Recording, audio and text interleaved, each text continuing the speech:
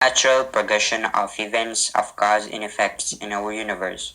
Living creatures and physical objects act according to the laws of motion, quantum mechanics, and relativity. But there is something else at work here, a natural phenomena that affects the fate of everything in our universe. We are capable of building amazing and complex structures, but everything that we create eventually decays and falls apart. Living organisms age and degenerate over time. It's the natural way of our universe, and it's all because of something called entropy.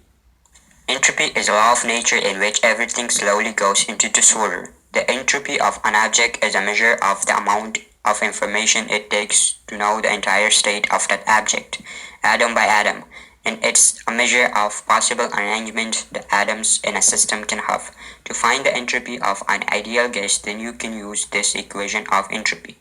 The S is the symbol for entropy, equal to the natural logarithm of number of microstate multiplied by Boltzmann constant.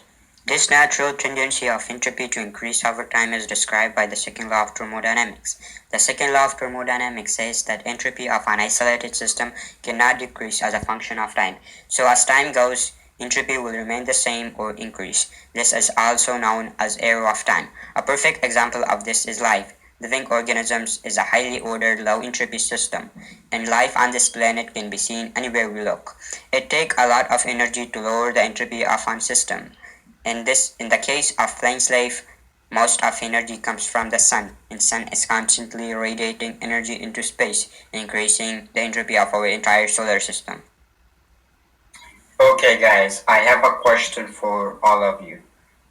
Which one of those have more entropy? A cup of crushed ice or a cup of hot tea? Pause the video if you want to think. Well, most people will say it's the cup of crushed ice, but that actually has lower entropy. A cup of hot tea have more entropy because hot water molecules have more movement than cold water molecules, and therefore have more entropy. As we know, the universe started with what is known as the Big Bang. The Big Bang was the state of very low entropy. The entropy has since increased a lot. Unfortunately, there is no evidence that it will start decreasing anytime soon. There are so many more disordered states than ordered states. In conclusion, we are all attached to the second law of thermodynamics, the increasing disorder in the case of our universe. It's inevitable, but I look at it this way. If ordered states are so improper,